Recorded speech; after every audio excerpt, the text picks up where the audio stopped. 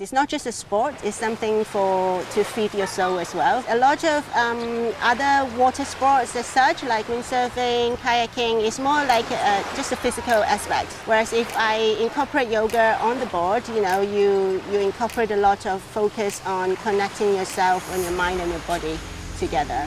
Longboards, shortboards, big ones, and the skim ones. As summer is near, in this series of Journalful Lifestyle, we are exploring 5 interesting board water activities to help us keep fit while beating the heat. So get on the board and have some water fun with us. 2, 1. Yay! Hello and welcome to the new episode of our board water activity series. As someone who is always looking for healthy lifestyles, today I'm going to try something new. It's a very creative way combining the elements of water and yoga together and bring you physical health benefits. But how exactly it will be like? Now let's go and check it out together. As temperature rises, paddleboarding as one of the most common water activities can be seen almost everywhere we are near Hong Kong's beaches. But if that just doesn't seem challenging to you anymore, try doing yoga on a board and get some zen moments on water. I arrived at Stanley Bay Main Beach, about a 40-minute drive from downtown Hong Kong, to join a workshop by Helen Chen, who has been teaching SUP Yoga for more than 2 years. Growing up as a swimmer and a yoga devotee, Helen says there's nothing better than putting the two together. We're going to the water hill. I've never tried stand-up paddling yet, but hopefully we should be okay. We paddle a bit deeper into the sea to begin our class. Don't forget to get enough sunscreen to protect your skin. Now slowly bring your leg up. Bring your leg as close to your body as possible. Good job. Now from here, use your right hand, hold on to the inner arch of your right foot. Bend your knees and come back to butterfly. Deep breath in, one more forward bend. Slowly come forward.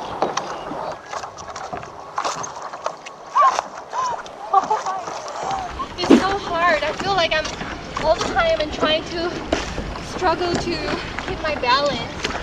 Yeah, it's really harder than I expected. So actually I'm still learning how to paddle. So I'm really like the beginners compared with them.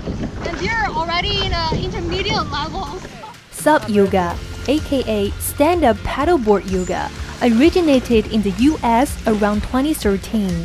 For me, the most impressive and unexpected part was the great uncertainty when doing it. Since the paddleboard is constantly in motion, it can drift as we do different poses, depending on the wind and water condition.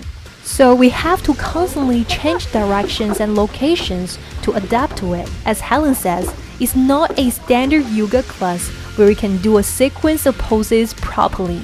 The fun part is that you can also try some poses especially designed to make you drop into the water.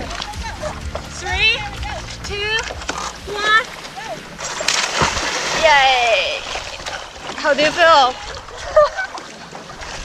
Fantastic! Where's my board? There. A great way to cool down in hot weather. Though challenging, there are some real benefits to it. Helen says, while practicing SUP Yoga, your core muscles can be fired up, which can also avoid injuries when you do other activities as well.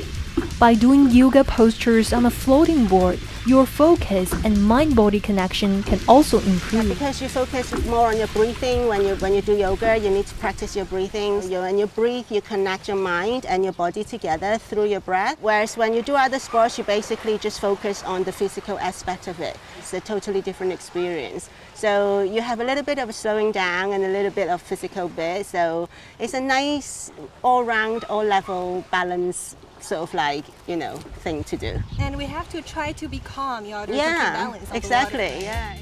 A class has up to 6 students and normally lasts an hour and a half, according to Helen. It could cost you about 500 Hong Kong dollars per class, including the board and equipment rental. For beginners, I would suggest learn to swim first because you need to be a confident swimmer to be able to enjoy the class. And then when you're actually on the board, even though you've never done it before, just relax, because if you tense your body up, you're more likely to fall down. Exactly. Yeah. As for places we can go to practice it, Helen suggests just go for places where you can get or rent boards easily. But do check the weather report and wind conditions if you want to give it a try, so that we can make sure the water will be calm and the practice will be safer. I have to say, it's a real workout.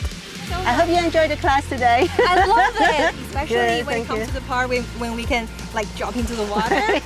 That's really something you cannot do in the studio. I know. And also sometimes some of the poses seem really easy on the mat in the studio. It's a lot more challenging when you do it on the board, and when you can manage to do it, it feels really great. Go for it. Give it a try. It's always nice to try something new. Also, it's also a little bit of a challenge to yourself.